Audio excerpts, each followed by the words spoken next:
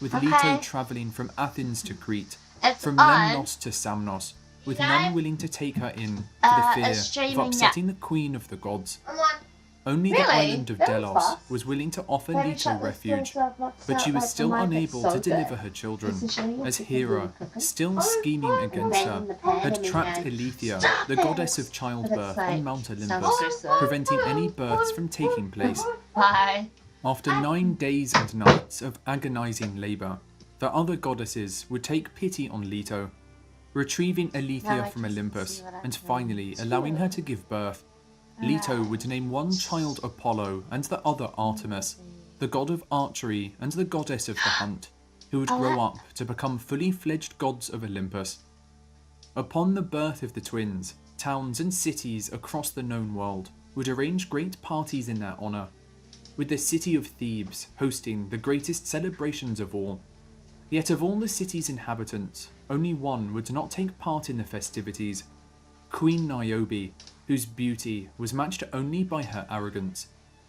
Boasting to all who would listen, Niobe mocked Leto for having just 2 children, arguing that as she had many more, 7 sons and 7 daughters, she should receive the honours instead. Upon hearing the insult, Leto was furious that a mortal queen would dare to disrespect her, and so sent Apollo and Artemis to the city of Thebes to enact her revenge. Raining down arrows from above, Apollo would kill each of her sons and Artemis every daughter, with Niobe left alone in despair. Distraught at the loss of her children, Niobe would flee to her homeland of Celis, crying uncontrollably and begging the gods to put an end to her pain. Taking pity on the queen, Zeus would transform her into a great stone, forever ending her suffering. Located in western Turkey and known as the Weeping Rock, Niobe can still be seen grieving to this day, with tears flooding from her eyes whenever it rains, as the water flows through the porous rock. Nice. God. Apollo, the youngest twin, was the god of archery, light and music. He was also closely linked with prophecy, with him travelling to Mount Parnassus, where the great snake Python, which had chased his mother across the land, had made its home. Taking his revenge, he would slay the beast with countless shots from his golden bow, constructing a great temple where its body fell, a site that would become the home of the famous Oracle of Delphi. Known as the Pythia, the Oracle would become one of the most influential figures in ancient Greece, where anyone from great kings to common farmers went for advice. Said to be the mouthpiece of Apollo, she would inhale the vapours rising from her chamber and go into a frenzied state, delivering the god's prophecies through her psychotic and demented chanting.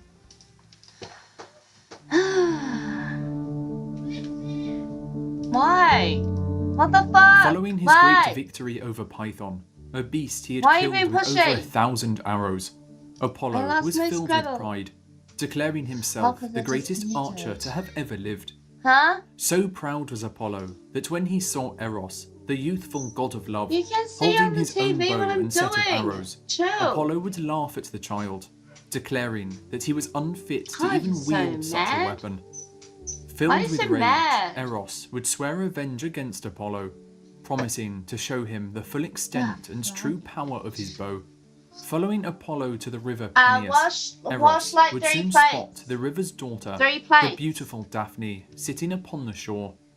Taking aim with his bow, Eros would fire a gold-tipped arrow at Apollo, causing him to fall madly in love with her. Yet he would fire a second arrow at Daphne, one tipped with lead, that would make her feel nothing but disgust at the sight of Apollo. And so, as the god of archery approached Daphne, overcome with desire, she would flee at the very sight of him, running through the forest in a desperate attempt to escape. Consumed by Eros' spell and longing to confess his love, Apollo would chase her through the woods, using his divine powers to quickly catch up and reach her. Terrified of the god, Daphne would cry out to her father, the river god Peneus, for help. He would answer her call, with her soon beginning to feel a great heaviness overcome her limbs. Slowing to a halt, her skin would turn to bark, and her hair to leaves, until finally, Daphne's transformation was complete. Where a young and beautiful woman had once stood was now the first laurel tree, with Apollo using his powers of eternal youth and immortality to make the laurel tree's leaves evergreen, ensuring they kept their colour all year round. Mourning his lost love, Apollo would carry a laurel wreath wherever he went, making sure that Daphne was always close to his heart.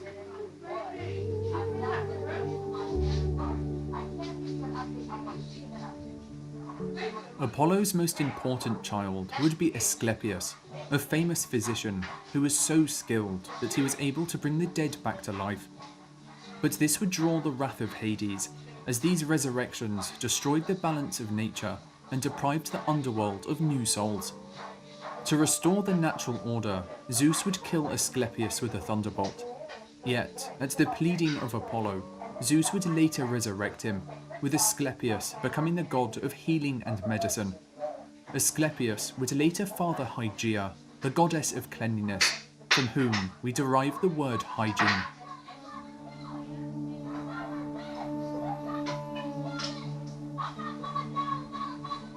Goddess of the hunt and twin sister of Apollo, Artemis was a deadly archer, watching over hunters and ensuring that nature was kept in check. A goddess of the moon and one of the three virgin goddesses alongside Athena and Hestia, Artemis was quick to anger, protecting her chastity by any means possible. When the hunter Actaeon, a grandson of Cadmus, accidentally stumbled upon her as she lay bathing in the forest, the goddess was quick to punish him. Turning Actaeon into a deer, she would set his 50 hunting dogs upon him, with the hunter suffering a horrific and painful death for his mistake.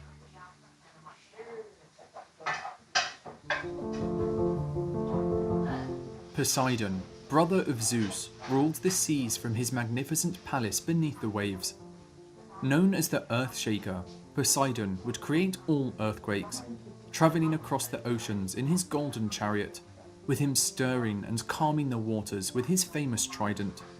One of his harshest punishments would be inflicted upon Minos, the king of Crete. After Minos refused to sacrifice his best bull to Poseidon, the god would curse Minos' wife to fall in love with the beast, which eventually led to the birth of the half-man, half-bull creature known as the Minotaur. But while he usually kept to his own domain in the seas, Poseidon would grow tired of Zeus's rule on Olympus. Alongside Athena, Hera and Apollo, Poseidon would attempt to dethrone Zeus, but the rebellion would ultimately fail. Zeus would punish Poseidon and Apollo by sending them to serve King Laomedon of Troy, where they would spend an entire year building the city's giant and famous walls.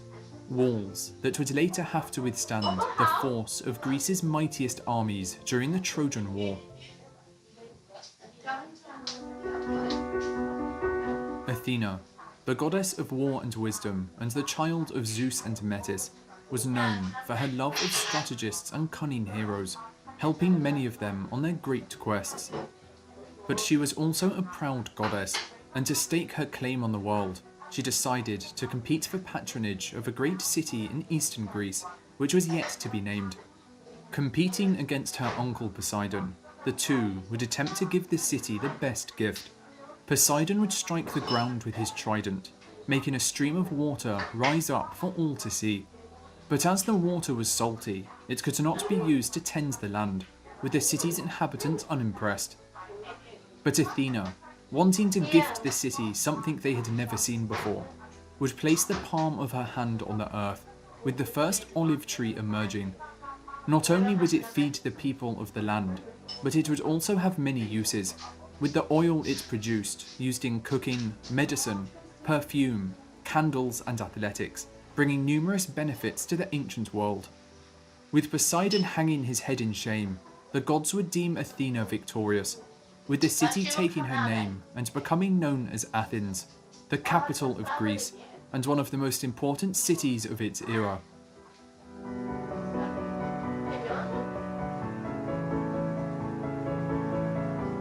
The inventor of mathematics, Athena also had a fondness for music, inventing the trumpet and the flute, as well as being the patron of artists and craftsmen.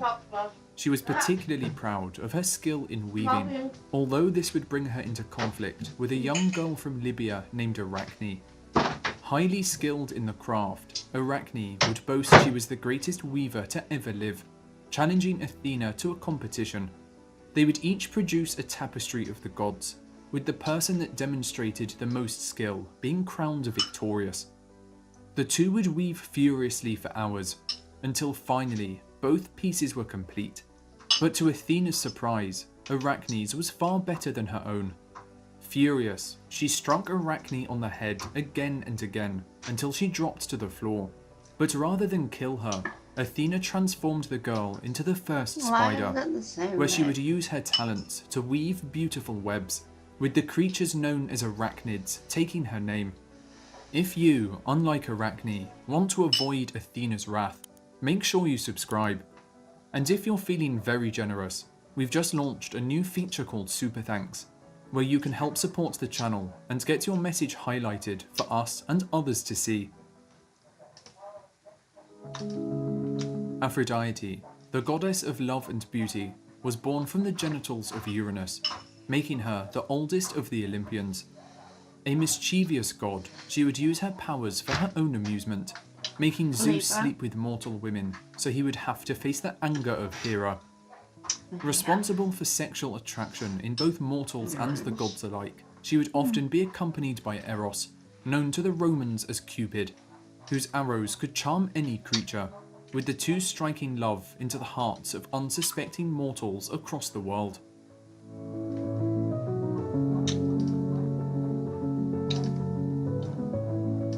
For one man in particular, Eros shot many arrows into the hearts of potential lovers, who found themselves attracted to a beautiful young man who went by the name of Narcissus. While he was blessed with great beauty, he was also burdened by vanity and arrogance, taking pleasure in cruelly rejecting the advances of many women who pursued him. But soon, he would cross paths with the nymph Echo. Cursed by Hera after she became the object of Zeus's affections, Echo was unable to use her voice except to copy the words of others. Echo had been in love with Narcissus for some time, but when she finally found the courage to approach him, all she could do was repeat what he said.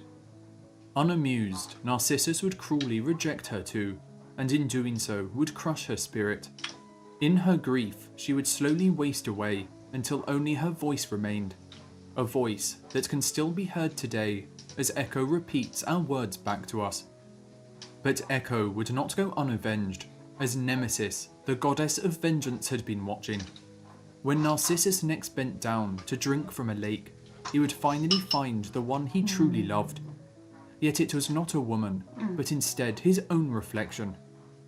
Mesmerized, he stared deeply into his own eyes, unable to turn away.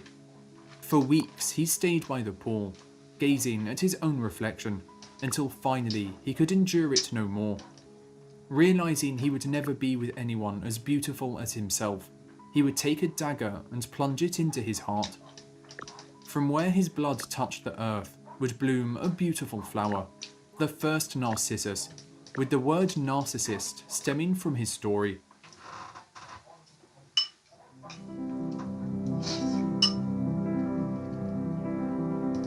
But while some like Narcissus would become lost in the depths of love, others would seek endlessly to find it. One such man, Pygmalion, was a great artist from the island of Cyprus, but after many years of unlucky love, he had given up on women entirely, resigning himself to a life of solitude and instead focusing all his attention into his art. Beginning work on a new statue, Pygmalion would labour day after day, until the figure of a woman would begin to appear before him.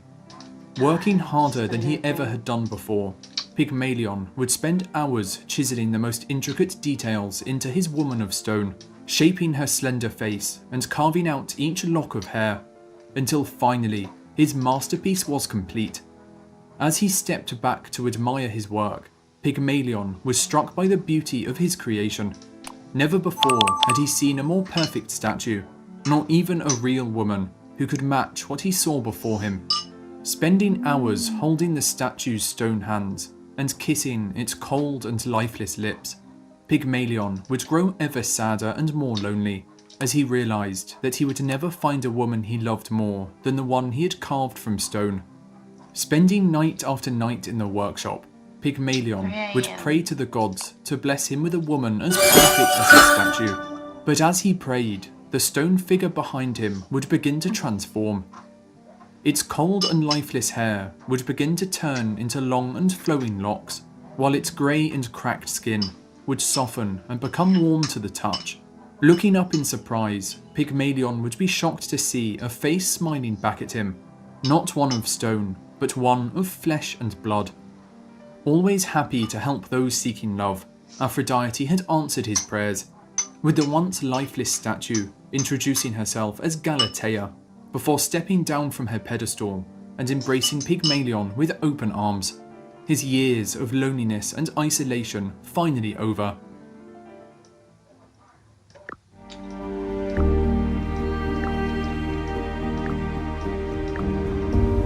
But while Aphrodite took joy in helping young couples find love, she was also a vain and jealous goddess, and would take revenge against those who stole the spotlight away from her. Such was the case with the Greek princess Psyche, a mortal woman who was so beautiful that it was said she surpassed the goddess of love herself. With men from every corner of the earth coming to gaze upon Psyche, they would soon forget about Aphrodite entirely, with all her altars becoming neglected and her temples falling to ruin. Furious that none were paying her attention, Aphrodite would call upon her companion Eros, demanding that he use his powers to make Psyche fall in love with the most vile and despicable man on the face of the earth. But when Eros went to carry out her instructions, he too would be struck by Psyche's beauty, falling deeply in love, and for the first time, refusing to follow Aphrodite's commands. However, as Eros would now refuse to strike any man with love for Psyche, she would begin to grow sadder and more lonely as the years went on, before finally turning to the Oracle of Delphi for help. Following the Oracle's instructions, Psyche would travel to a magnificent palace, where it was said her husband would come to claim her. But upon arriving, the palace's servants would warn Psyche that her new husband was a secretive man, and would only visit her in the dark of night, with her never allowed to ask for his identity, nor seek to look upon his face.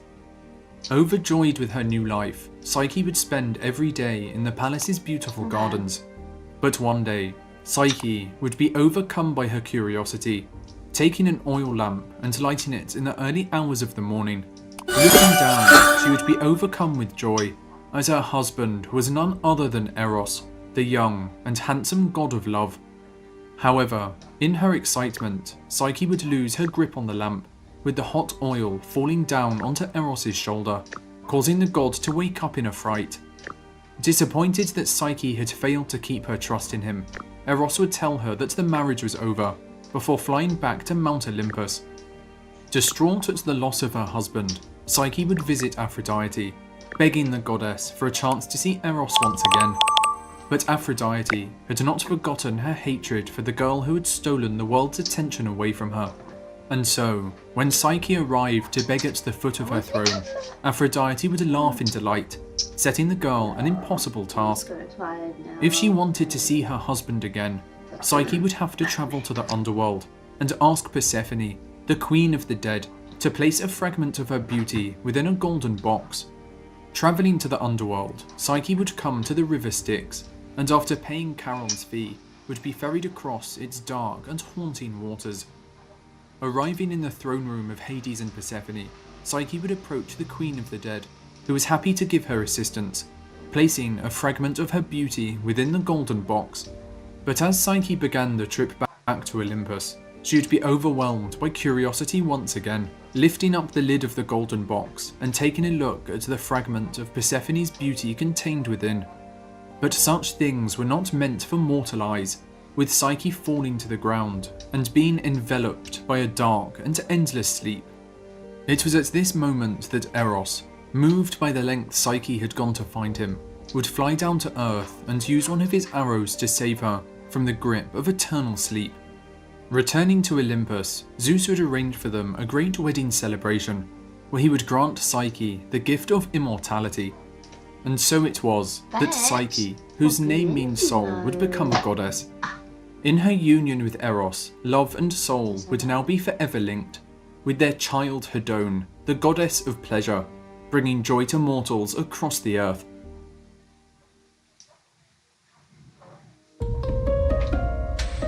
The god of smithing and the son of Zeus and Hera, Hephaestus would have a difficult start to life.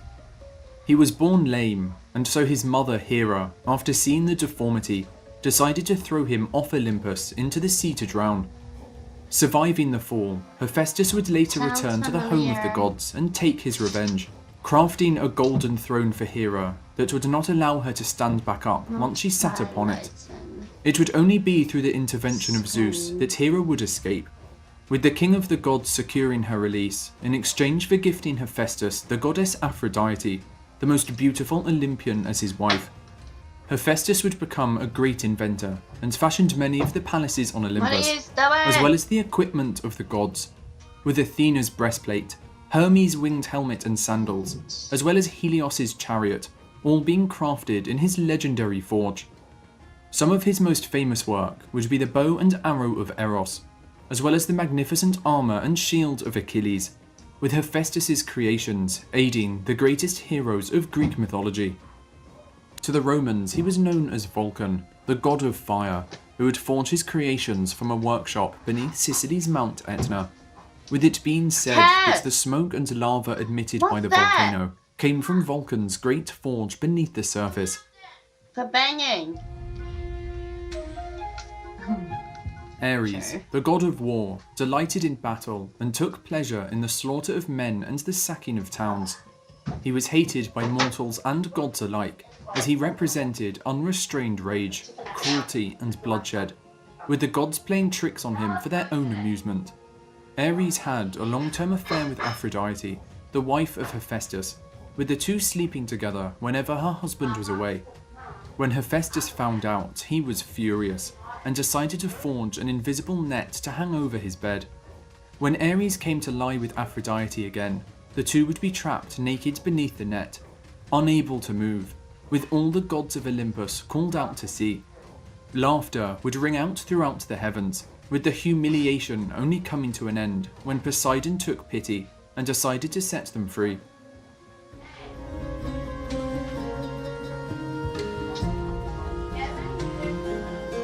But Aphrodite was not the only lover of Ares, with him also having an affair with Eos, the goddess of the dawn, who would rise through the sky each morning to clear the path for her brother Helios, the sun, so that he could make his daily journey across the earth. When Aphrodite discovered the affair, she would jealously put a curse upon Eos, causing her to have an uncontrollable lust for the young mortal men of the world. And so one day, just as the morning hours were coming to an end, Eos would look down upon the earth, with her gaze settling upon the great city of Troy. For in this city was a young Trojan prince named Tithonus, so handsome that Eos was unable to look away.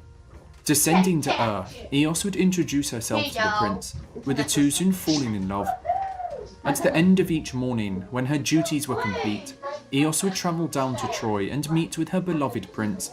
But the more she grew to love him, the more she could not bear the thought of losing him to old age or to war, to starvation or disease, or to any of the other terrible ways mortal lives came to an abrupt end. And so, on her return to Mount Olympus, Eos would visit Zeus, begging him to make Tithonus immortal, a request he was happy to grant. But Eos had made one fatal mistake, as she had not asked for Tithonus to be given eternal youth. Is it any good? The two would live happily at first, but as the years went on and grey hairs began to appear on the prince's head, he would begin to realise the terrible fate that lay before him.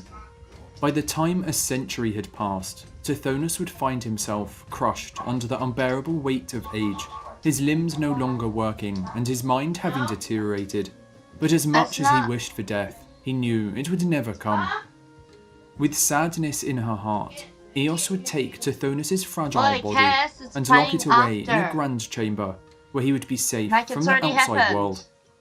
After years had passed, and the prince had withered away until he was little more than bones, Eos would transform Tithonus into the first cicada, an insect known for its long lifespan, and for making noise during the early hours of the dawn, when Eos carries out her duties in the sky above.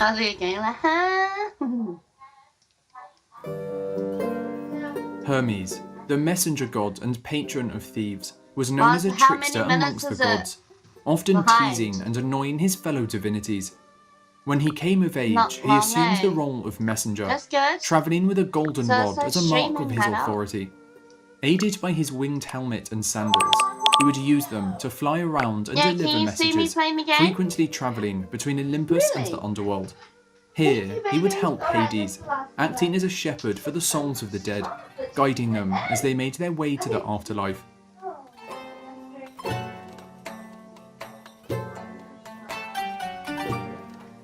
Like the other gods, Hermes was known to father many children with various women, but one of his sons, Pan, the god of nature and fertility, would be born with the features of a satyr, creatures that were part man and part goat. But when he was born, Pan's mother, a nymph named Dryope, was so horrified to see her newborn baby with a pair of horns, a full-grown beard and hooves, that she would run away screaming in terror at the very sight of him. However, Hermes would take his child up to Mount Olympus and introduce him to the rest of the gods, who were so intrigued by the boy's hideous appearance and charmed by his playful attitude that they would soon come to adore him. None would love him more than Dionysus, the god of wine and parties, who would give him the name Pan, meaning all, as he was beloved by all the gods of Olympus. But much like his father, Pan was known for his many affairs with nymphs, the nature deities that inhabited streams and forests across the world. But one nymph by the name of Syrinx would become the object of Pan's affections, with him pursuing her through the marshes where she lived. Terrified of the god, Syrinx would try desperately to escape him, transforming herself into a bed of water reeds when she neared the river's edge. When Pan finally reached the river, he would tear through the marsh, trying to uncover the terrified nymph. But as he did so, a strong breeze would blow through the reeds, producing a beautiful melody unlike any he had heard before. Inspired by the sound, Pan would uproot the reeds and bind them together with wax, creating a set of pipes. Sitting down, he would play a tune in the memory of his lost love Syrinx, with the instrument being named the Pan Pipes after its creator, and carried by the god wherever he went.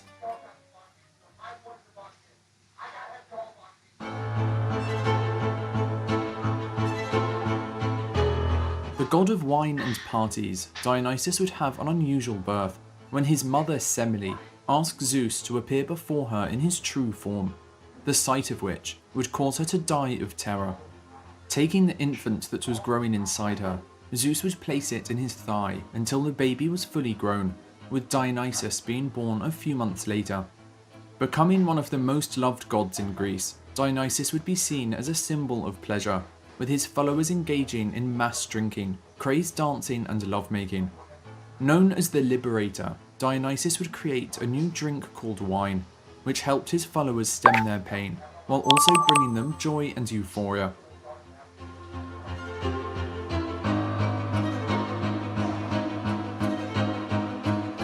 While he spent much of his time partying, Dionysus was also a generous god, willing to grant mortals their deepest desires. After saving a close friend of Dionysus, King Midas was granted a single wish in thanks. Obsessed with wealth and fortune, Midas asked for his deepest desire, the power to turn anything he touched into gold. Dionysus would grant Midas his wish, with him returning to his palace in joy, touching everything the eye could see. Soon the floors, walls, and even his clothes were gold, with Midas flaunting his wealth to guests from across the kingdom. After displaying his abilities for hours, Midas would become parched, ordering his servants to fetch him some water. However, as the liquid touched his lips, it too would turn to gold. Panicking, he would reach out across the table, but the bread, wine, meat and fruit would all turn into the precious metal. Nothing he touched could be consumed. Cursing the gift, Midas would begin to cry, with the sound of his sobbing alerting his daughter, who came to console him. But as she touched his hand, her fingers would begin to stiffen. Soon, her whole arm was gold, and before long, all that remained was a statue of a little girl reaching out to comfort her father. Mourning the loss of his child, Midas would return to Dionysus, begging him to revoke his gift. Pitying the man, Dionysus instructed him to bathe in the river Pactolus, with his golden touch being washed away in the water. Becoming a normal man once again, the story of King Midas would serve as a warning for those who would prioritize wealth above all else.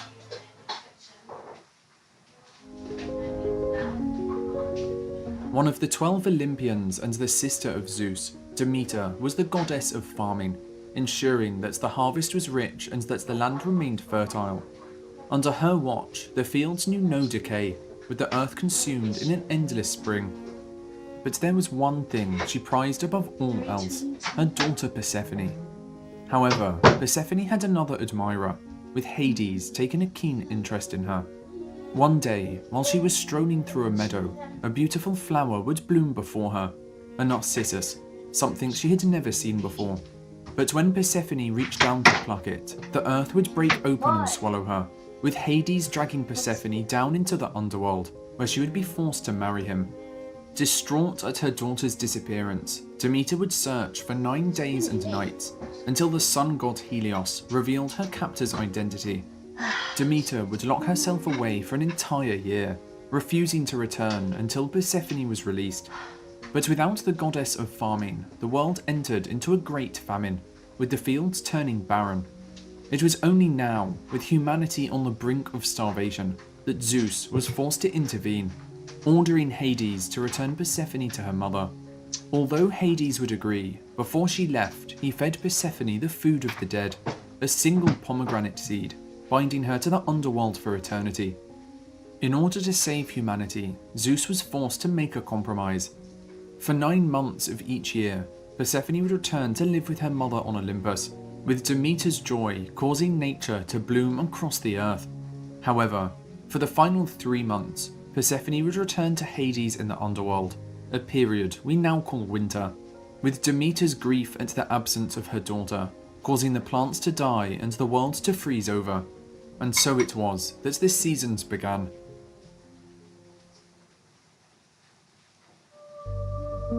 Of all the gods of ancient Greece, there were few feared more than Hades. The brother of Zeus and Poseidon, Hades was lord of the underworld, an isolated place where the souls of the dead would reside. But although he ruled the kingdom of the dead along with his wife Persephone, Hades would not command death itself.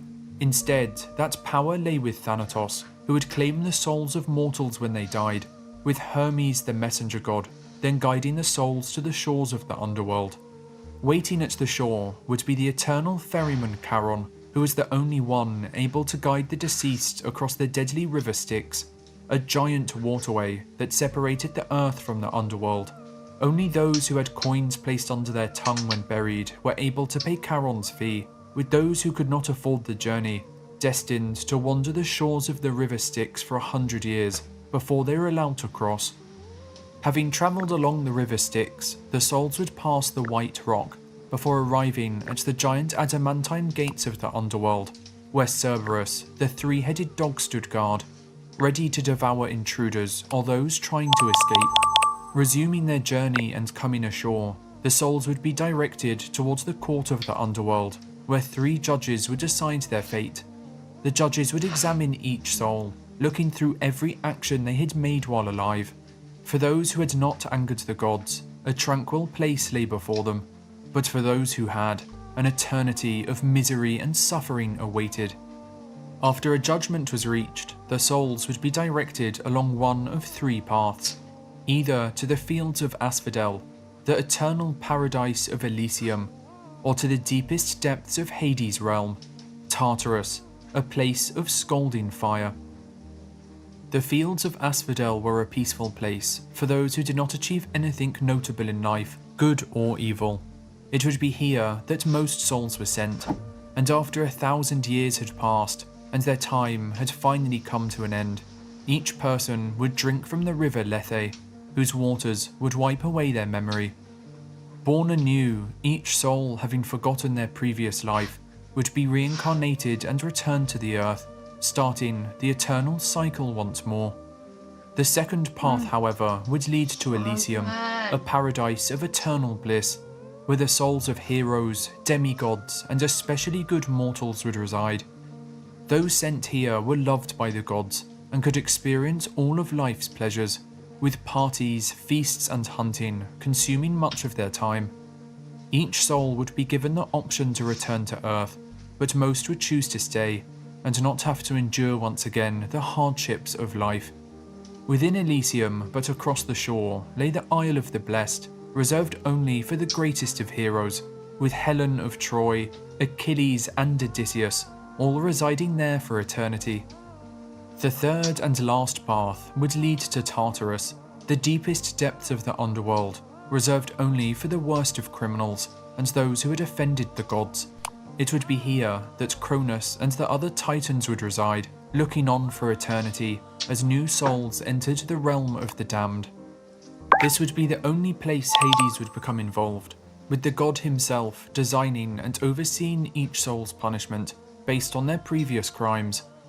For the Danaides, 49 sisters who had each killed their husbands, Hades forced them to fill a tub with water to cleanse them of their crimes, but as the tub would always leak, they would spend an eternity trying to fill it.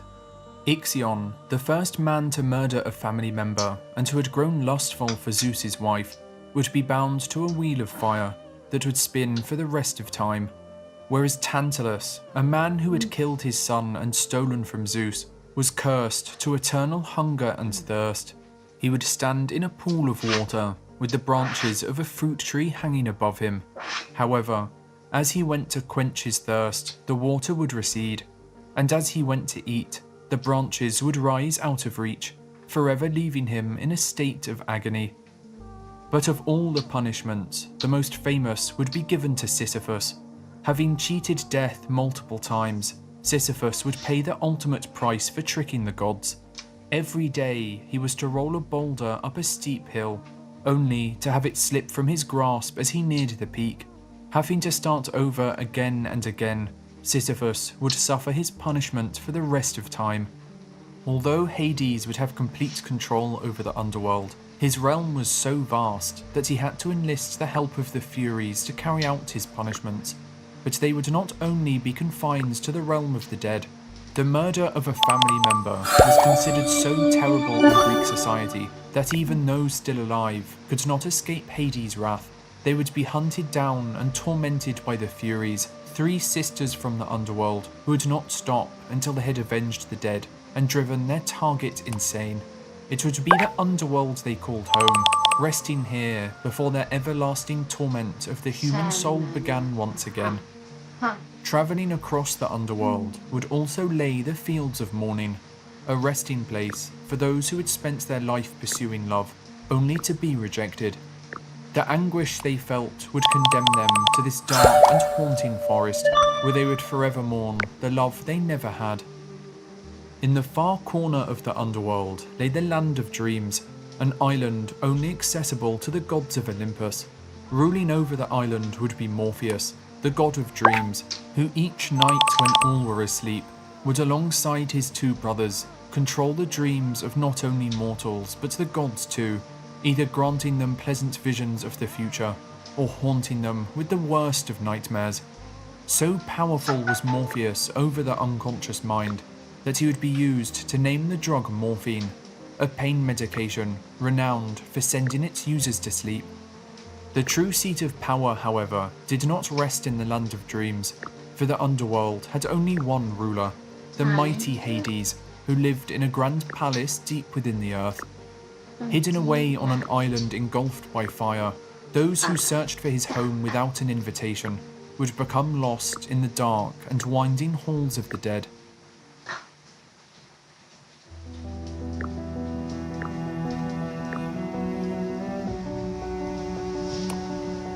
But while the underworld was filled with punishments, Hades and Persephone were not cruel rulers, and would take pity on mortals who found their way to their kingdom. Orpheus, a famed musician and poet, had fallen in love with the beautiful Eurydice, but on their wedding day, Eurydice would be killed by a snakebite, with Orpheus left alone in despair. Grieving and desperate to see his wife once again, he would decide to travel to the underworld to retrieve her.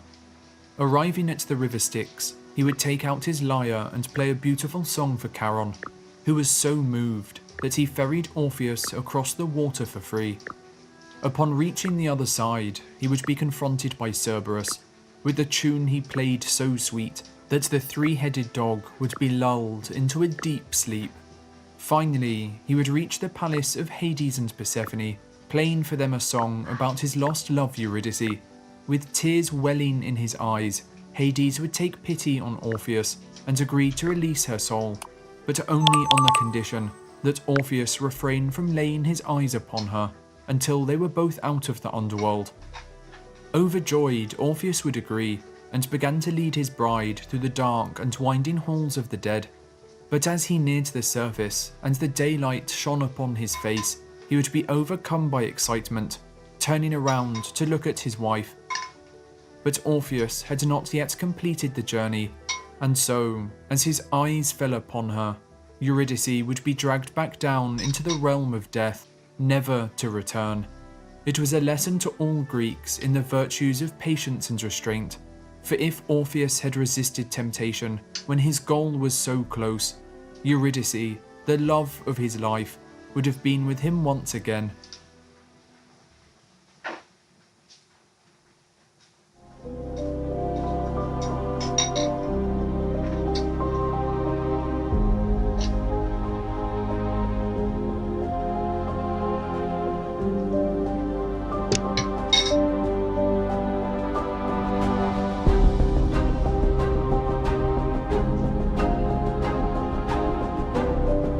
With the gods having established control over the world and the realm of the dead, the heroic age would soon begin, with warriors from across the land embarking on great adventures that would become legend.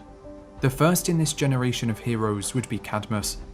The brother of Europa, Cadmus would spend many months searching the land for his sister, but as she had been abducted by Zeus, her location would be impossible to find. Desperate for information, Cadmus would make his way to the Oracle of Delphi, but she would inform him that his sister was lost forever, and not to dwell on her absence. Instead, she would tell Cadmus the gods had special plans for him, and that he was to follow a sacred cow and found a city upon the place where it came to rest. Following the oracle's instructions, Cadmus would find the cow nearby, following it for days into the region of Boeotia, where it would finally lay down to rest. Upon that very spot, he would found the city of Thebes, which would become one of the greatest cities of ancient Greece, rivaling the likes of Athens and Sparta for power and influence. To sanctify the city and receive blessings from the gods, Cadmus intended to sacrifice the sacred cow to Athena, a ceremony that required water from a nearby spring. But when Cadmus sent his companions to collect the water, they would find the spring guarded by a ferocious dragon, who slew them as they tried desperately to escape. Hearing screams, Cadmus would run to the spring, only to find the dragon devouring his friends. Taking a spear, he would lunge forward and impale the beast, with the dragon unleashing a terrible scream as it took its last and final breath. Little did Cadmus know that the dragon was sacred to Ares, and that by killing it, he had committed a crime against the god of war. Ares would spare his life, but would force Cadmus to serve him as a slave for 8 years before his actions could be forgiven. But for Ares, his troubles would not only be confined to Earth, for on Mount Olympus, Hephaestus, the god of smithing, had discovered one of Ares' deepest secrets. Hephaestus was married to Aphrodite, the goddess of love and beauty, but Aphrodite had not been faithful, having an affair with Ares. The romance had lasted many years, with Aphrodite secretly bearing Ares a child called Harmonia. When she came of age and Cadmus had finished his many years of service, Ares was so impressed by his devotion that he would offer his daughter Harmonia to Cadmus as a bride. Hosting a great wedding celebration in Thebes, the two would wed, with all the gods of Olympus happy for their marriage bar one. For Hephaestus, having just found out his wife had had an illegitimate child, would present Harmonia with a cursed wedding gift. a beautiful necklace that would bring misfortune to any family who possessed it. Unaware of the curse the necklace contained, Cadmus and Harmonia would go on to rule the city of Thebes for many years, enjoying a long life and having 5 children together, 4 daughters and 1 son. Yet soon, the curse of Harmonia's necklace would bring ruin to the house of Cadmus. Their youngest daughter Selene would be the first to suffer tragedy. Having spent a night with Zeus, Selene would fall pregnant with the god Dionysus, but the cursed necklace would soon bring about misfortune, with Selene bursting into flames when she saw Zeus's true form. Her sister Ino would also suffer misfortune, with her husband Athamas going insane and killing their children, with Ino herself jumping to her death while trying to escape him. The third daughter of Cadmus, Agave, would give birth to a son named Pentheus, who would become the second king of Thebes after Cadmus decided to retire in his old age. But Pentheus would make a deadly mistake, deciding to ban the worship of his divine cousin Dionysus in the city. In revenge, Dionysus would drive all the women of Thebes into a frenzy, who would tear Pentheus limb from limb, with his own mother Agave ripping off his head while under Dionysus's spell. And finally, Autonoe, the last daughter of Cadmus and Harmonia, would be the mother to the hunter Actaeon, who would be transformed into a deer and devoured by his own hunting dogs, after he accidentally saw the goddess Artemis bathing in the forest. With the necklace of Harmonia being passed from generation to generation, the curse of the house of Cadmus would continue, with each new descendant suffering misfortune. However, the necklace's curse would torment one man in particular, Oedipus, the 7th king of Thebes, whose tragic story would bring tears to the eyes of all who heard it.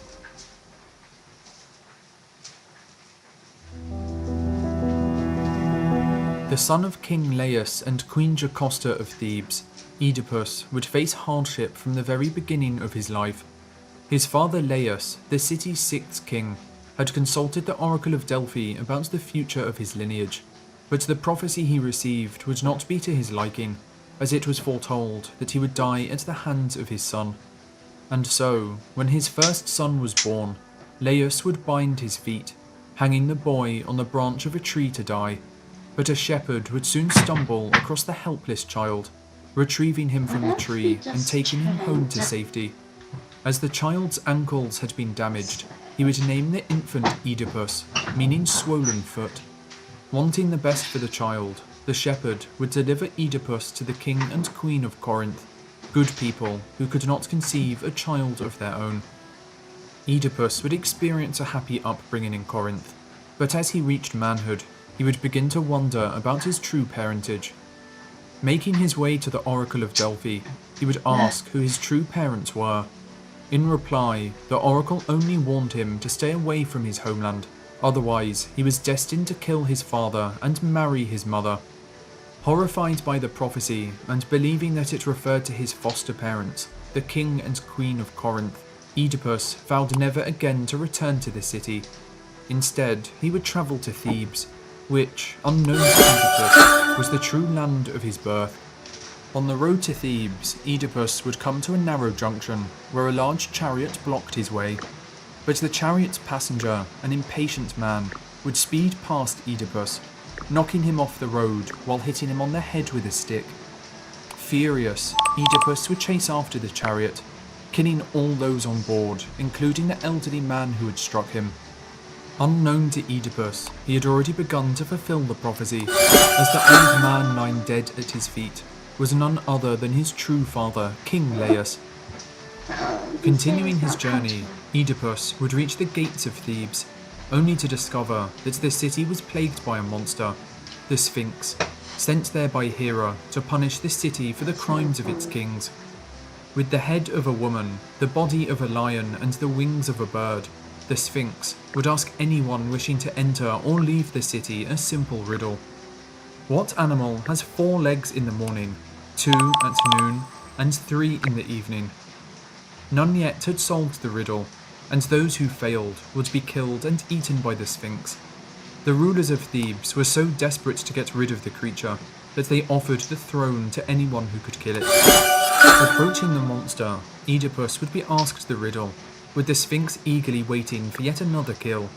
But after thinking long and hard, Oedipus would finally give his answer: man. For in the morning, man is a child, crawling around on all fours. Then, at noon, in the prime of his life, man walks on just 2 legs. And finally, in the evening of his life, man walks with the aid of a 3rd leg, a walking stick, to help him keep balance. Shocked by her defeat, the Sphinx would jump off a tall rock to her death, with Oedipus entering the city of Thebes as a hero. Being crowned king for ridding the city of the Sphinx, he was also gifted the recently widowed Queen Jocasta as his wife, with the two having several children together. But unknown to Oedipus, he had just married his own mother, with the prophecy now complete. The two would live happily together for a time, but it was not to last, with the gods casting a plague upon Thebes as punishment for the crimes of patricide and incest that Oedipus was still unaware he had committed. With the plague getting worse by the day, the shepherd that had saved Oedipus as a child would finally reveal to him his true identity. Horrified by the revelation that she had married her own son, Queen Jocasta would hang herself, with Oedipus soon finding her body. Overcome by grief at the death of his mother and wife, Oedipus would take the golden brooches from her robe and blind himself with their sharp pins. Disgusted by the revelation of his identity, the people of Thebes would exile Oedipus, with only his daughter Antigone choosing to accompany him. Blind and poor, he would spend his remaining years wandering the land as a beggar, with all those he encountered hurling abuse at him for his crimes. The only comfort he received was knowing his daughter was by his side, with Oedipus dying an old man, having realised that no mortal can outrun their fate. His story would resonate throughout the ages, inspiring the works of Sigmund Freud, whose Oedipus complex would propose that every young boy would lust for their mother, while feeling resentment towards their father, much as Oedipus had. A lusting mother. But although the House of Cadmus was the first great heroic family, a new line of heroes would soon emerge. For there was another kingdom that sat between the great cities of Athens and Sparta, Argos, ruled by King Acrisius. But Acrisius had been informed of a terrible prophecy by the Oracle of Delphi, warning him that his grandson, soon to be born, was destined to murder him. It would not be long until Zeus, having seen the king's daughter Danae, would be struck by her beauty, sneaking into her room as a shower of gold. With the gold falling upon her, Danae would fall pregnant, soon giving birth to a son she would name Perseus. But King Acrisius, terrified that the prophecy was coming true, and not able to kill his daughter and grandchild, would banish them from his kingdom, locking them in a chest and letting it drift out to sea. Travelling for many days and nights at sea, they would soon arrive upon the shores of Seriphos, where they would be discovered by the fisherman Dictys. Dictys would raise the boy as his own, with Perseus soon reaching manhood on the island. But not all would be well, for the fisherman's brother, King Polydectes, had noticed the beauty of Danae and desired her as his wife, but she was always protected by her son Perseus, who never left her side. Wanting to have Danae to himself, King Polydectes would look to find a way to get rid of Perseus, with an opportunity soon presenting itself. Hosting a great feast, Polydectes would invite guests from across the island, with each man expected to bring a horse in tribute. But Perseus, having no money to his name, and possessing great speed and strength, instead boasted he could easily deliver the king a greater gift, the head of Medusa. It was the opportunity Polydectes had been waiting for, with him ordering Perseus to collect the head. Not expecting the king to take up his offer, Perseus would set out in despair, having only heard the terrifying tales of the creature that awaited him.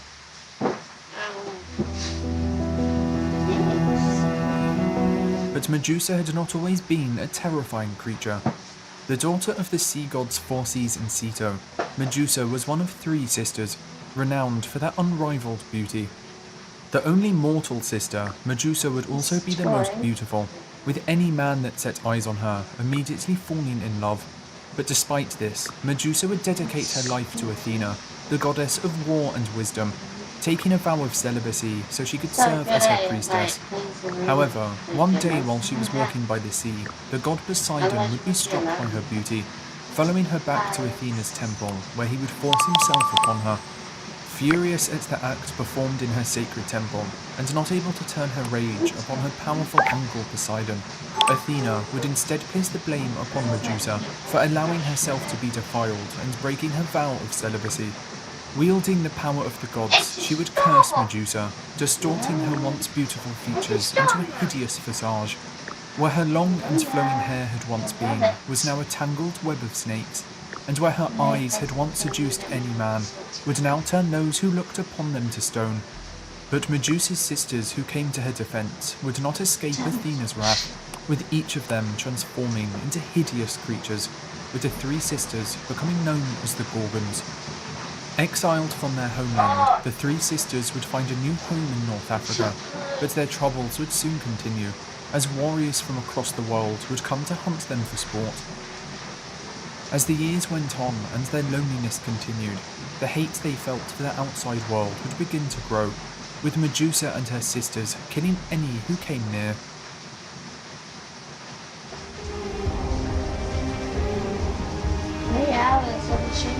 With Perseus having set out to slay Medusa, both Athena and Hermes would soon approach him offering aid, with Hermes gifting Perseus an indestructible sword, and Athena giving him an exquisite shield, so polished that he could see his own reflection.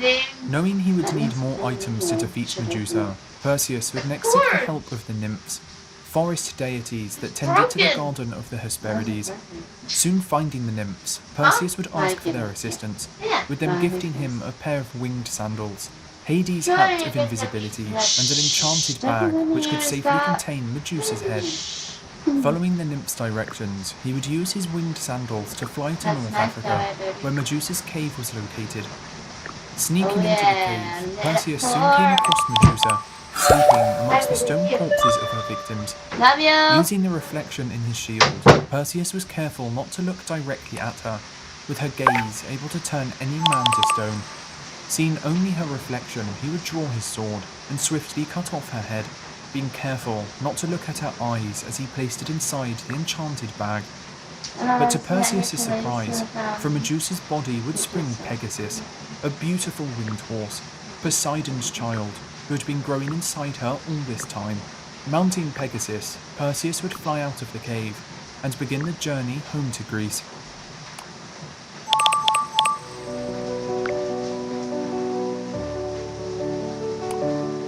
Soaring across the ocean, Perseus would look down at the waves below, shocked to see a woman chained to a rock. The woman was the beautiful Andromeda, princess of the kingdom of Ethiopia, who had been placed there as an offering to the gods, in the hopes that her sacrifice would save the kingdom from the terrifying sea creature Cetus, who had been ravaging the shore, killing all those it came across. Captivated by Andromeda's beauty, Perseus would approach her parents, the king and queen of Ethiopia, offering to slay the creature in return for Andromeda's hand in marriage. Relieved, they would quickly accept, with Perseus flying over the monster with his winged sandals, slashing it with his sword until the beast was dead. Returning Andromeda to the shore, the queen would honour her word, giving Perseus her blessing, with the two soon marrying. With his new bride in hand, the pair would mount Pegasus, flying back to the island of Seriphos, where Perseus' mother awaited.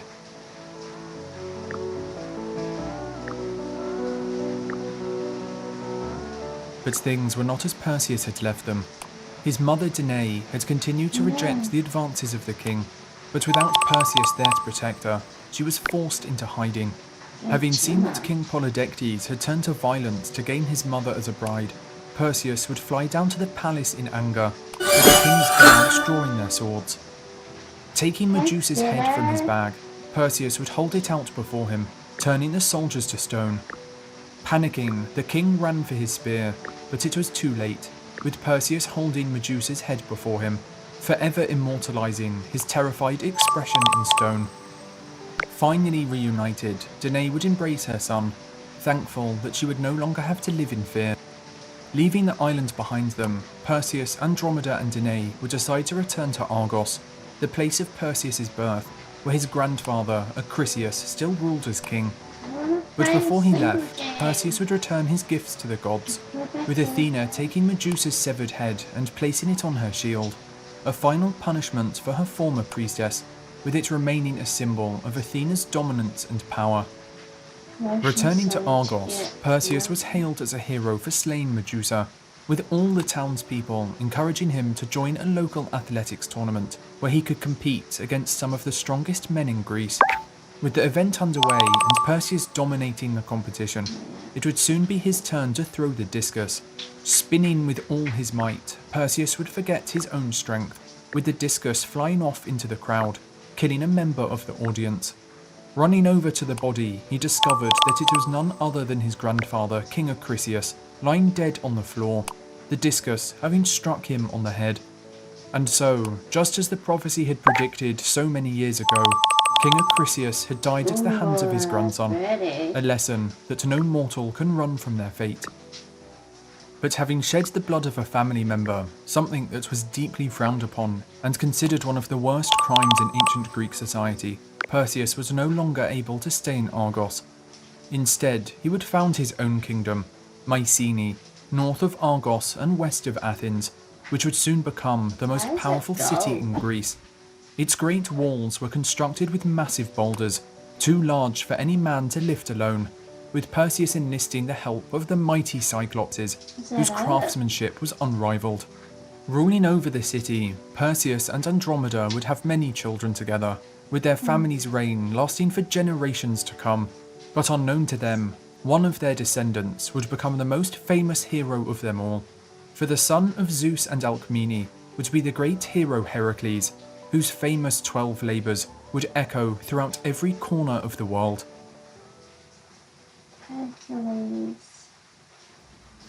But for all his fame and glory, Heracles' beginnings hold some of the most tragic and sad tales of all Greek myth. As Zeus sat on his throne on Mount Olympus, he looked down upon the world, with the beautiful Alcmena, the grandchild of Perseus, catching his eye.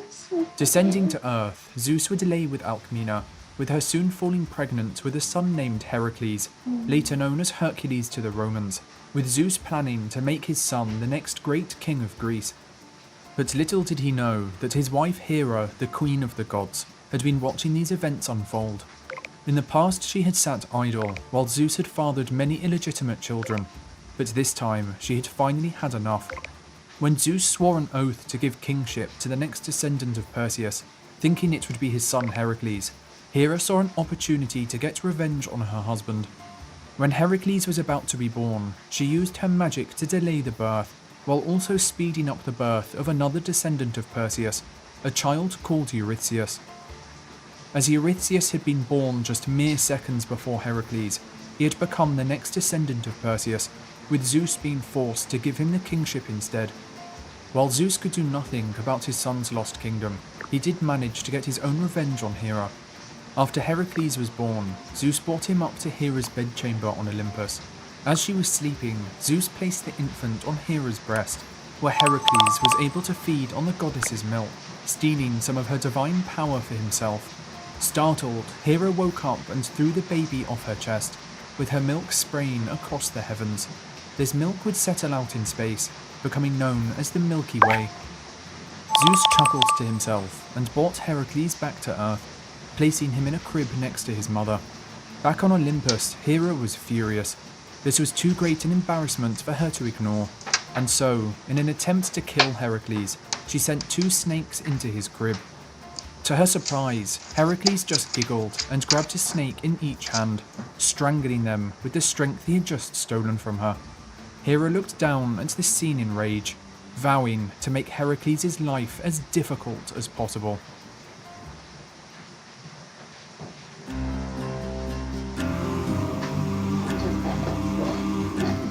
Growing up, Heracles received an education from some of the most renowned masters of Greece, in all things from archery to music. One thing that became clear from a young age was that Heracles had a very short temper.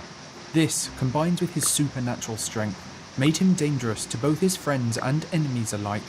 Linus, his music teacher, found this out the hard way when he was teaching the young hero to play an instrument called the lyre. Heracles lacked the finesse to play the instrument and became infuriated by the constant corrections of his teacher. After some particularly harsh criticism, he ended up smashing Linus on the back of the head with the instrument, killing him instantly. While Heracles only received a minor punishment, his temper would go on to cause him many issues in his later life.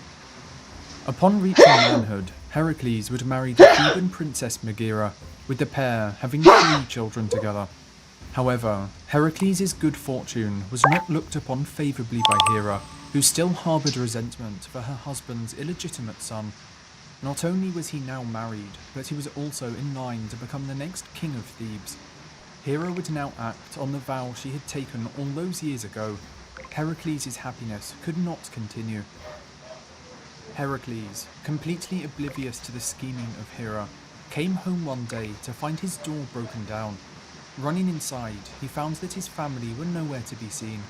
When he cried out to them, several hideous monsters appeared from the back of the house and began to crawl towards him. Finding himself overcome with an unnatural rage, Heracles lashed out at the monsters, killing one with a powerful strike to the head. The other monsters began to run away in fear, but Heracles, now in a blind rage, would not allow any to escape, chasing them down one by one, before killing them with his bare hands. It was only then that Hera dispelled her magic, lifting her illusion from Heracles' eyes. The hero watched in horror as the monsters transformed back into their original form. His own family now lay dead before him. He frantically shook their bodies, trying to wake them up, tears flooding from his eyes. But it was too late.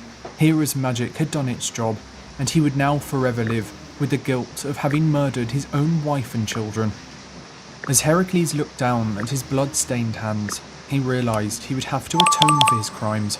The murder of a family member was considered one of the most serious crimes in ancient Greece, and if Heracles did not atone for his crimes, then the Furies would hunt him down and torture him for eternity. The only person he knew that could give him guidance was the famous Oracle of Delphi, and so he exiled himself from his home in Thebes and started his journey of redemption. The Oracle of Delphi was the mouthpiece of Apollo, able to deliver prophecies and guidance from the god. On this occasion, however, Hera managed to use her magic to influence some of the oracle's words. When Heracles asked what he should do to atone for his crimes, the oracle responded that he had to serve King Eurystheus of Mycenae for 10 years, who was the descendant of Perseus that had been born just mere seconds before Heracles. Understanding his task, Heracles bowed to the oracle, stood up, and began his long voyage to Mycenae.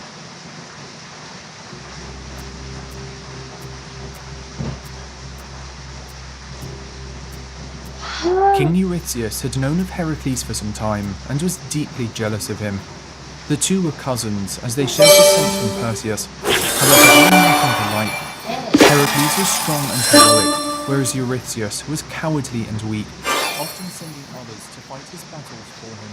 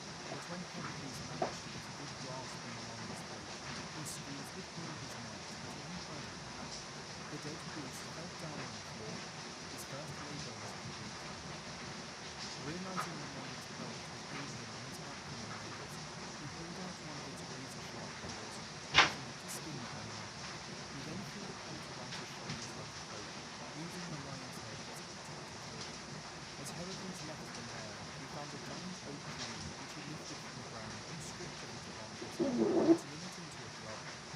This would be his new weapon and rely on his new armor, symbol of his path to redemption. As Heracles returned to Mycenae, draped in the pelts of the marine lion, Eurystheus was shocked, never imagining his cousin would take his side.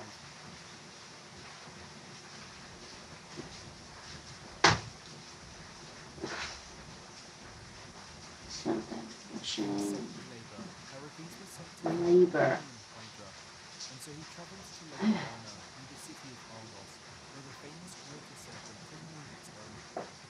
Known as the Hydra, the beast had 9 heads, one of which was alive, with its blood the most poisonous substance known to man. Upon his journey to face the creature, however, Hera wanted to make the challenge more difficult, hiding a giant crab within the lake. When Heracles arrived, he charged at the Hydra with his club, with a massive swing taking one of its heads clean off.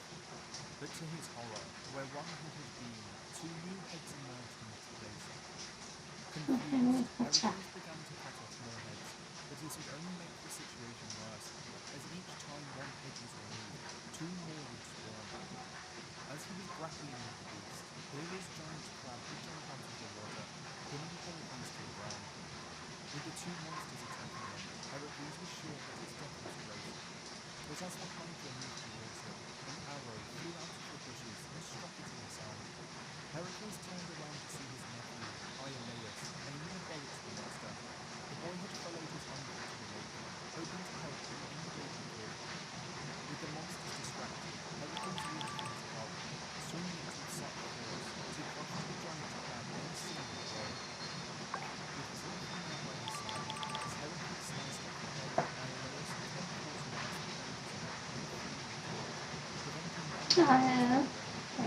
Together, they sliced and cut, take fire, laying the heads on the lake. Heracles then went to the site of the Hydra. Digging its nose into the water to protect it. The slightest spark of light extinguished the flaming torch, sending the tiny body entirely into darkness. Despite defeating the Hydra, Eurystheus did not give up entirely, as Heracles had to assist in closing off the portholes, and therefore he definitely never gave up. Returning to Eurystheus' tent, the fact that the beast was serious, Hera took it to Iolaus' tent to warn him not to go near it, fearing the monster would kill him. Instead, however,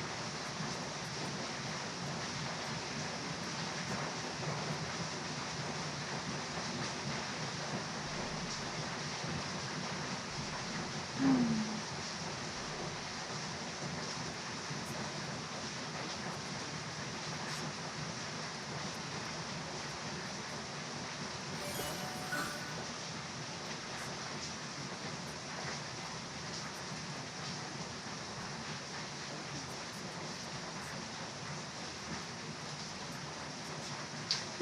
lake. With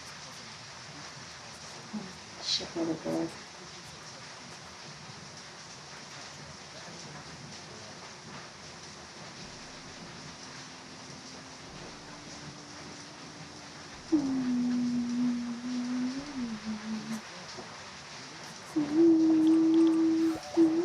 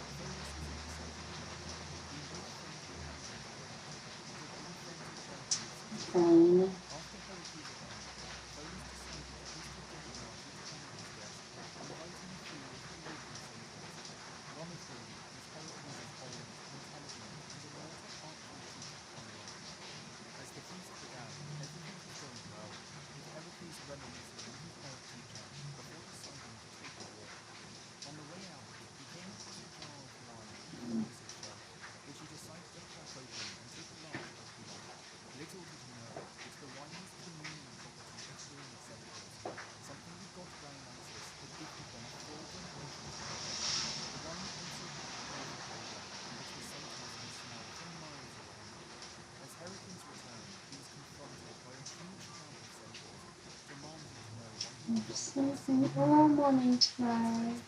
Day. Tried to calm down the other centaurs, but his situation soon got out of hand as the whole crowd had arrived, drawn by the lion's odour. Enraged, the centaurs tried to kill Heracles, but despite their numbers, they were unable to overpower him. In defense, Heracles began shooting them with his arrows coated in a poisonous hydra gum, killing many with the rest then fleeing. Unfortunately in the chaos, Heracles had accidentally shot his once teacher Chiron, who fell down screaming in agony. As he was immortal, the wounds did not kill him, but with the hydra's poison coursing through his veins, he would spend eternity in pain. Zeus, however, had watched the events unfold and decided to take pity on the old centaur. Taking Chiron's spirit and casting it up into the heavens, creating the constellation Sagittarius. Confused as to how such a small arrow had killed the other centaurs, Pholus picked an arrow up from the ground. But as he brought it to his face to take a closer look, the arrow slipped from his fingers, landing on his roof, with the poison killing him within seconds. After chasing the other centaurs away, Heracles returned, but when he found out he had killed both his friend and his teacher, he was overcome with shame and regret. But unknown to Heracles, a centaur called Nessus was able to survive the massacre, running far into the mountains, where he would spend over a decade planning his revenge on the hero. Heracles completed his actual labour with these, chasing the boar into deep snow, where he bound it in chains to bring back to Eurystheus. Upon seeing the giant's monster, Really? After all of that, you got off the this fucking litter. refusing to come out until Heracles removed the boar from the room.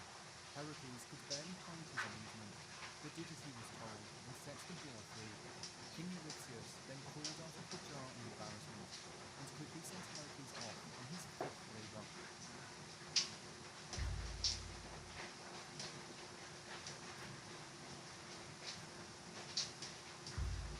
For his 5th labour, Heracles was tasked to clean the human stables in a single day, using only his hands and without any assistance. Eurystheus believed the task to be impossible, sending Heracles on his way, believing failure was certain. The stables belonged to King Atreus from the neighbouring kingdom of Elis. They housed 3,000 immortal cattle and had not been cleaned for nearly 30 years. The stables were so overrun with animal dung that in some places the filth had piled several meters high, and no one dared approach them due to the awful smell. Upon arriving in Elis, Heracles visited King Atreus, who promised the hero 1/10 of the immortal herb as a reward if he was able to clean the stables he had worked for. As he made his way over to the stables, Heracles was bombarded with a horrid smell. It was even larger and more filthy than he imagined, spanning the length of a small city. After taking a look around, Heracles decided to return to his city and get it in order. He instead headed towards the rivers Alpheus and Peneus, which he hoped would do the job for him. Oh my god. Obeying no restrictions Eurystheus I'm imposed, so Heracles terrible. did not move. Instead, using his bare hands, he dig a canal through all 3 rivers down into the stables. Gene. Once completed, a great torrent of water came flooding into the stables, washing away years of sheltering the listeners. The water continued to flow into the surrounding plains, Awesome. flooding the fields with an enormous amount of Just water. completely scans This caused a Netflix finish celebration of for now. joy, with people cheering for Heracles as he I'm advanced into surprised. prosperity years to come. Heracles was marked as a I hero, did and have he him gained running many in. splendid I kind of trophies, just which like would occur every 4 years in Elis. But it tragedy befell as done. well, as Eurystheus had refused to Okay. count his labour as one of the 10, as he claimed the task Nice. had been accomplished for payment in the form of a portion of the immortal herb. An additional labour would therefore have to be added to his service, bringing the new total to 20 years.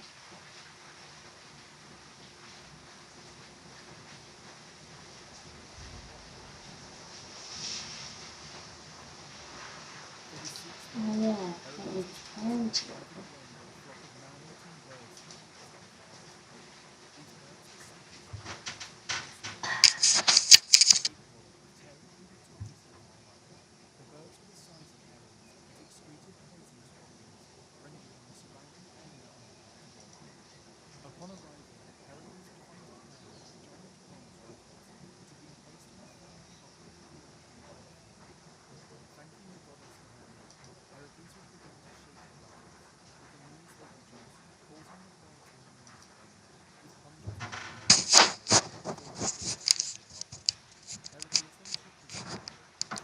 That is wicked. Hi. I'm so tired. And then, like, that is so cool. I'm gonna take that out. And it's just all about you, y'all. Take it away. When King Eurystheus saw his cousin returning successfully yet again, he realized that he'd exhausted all of the difficult tasks within his kingdom.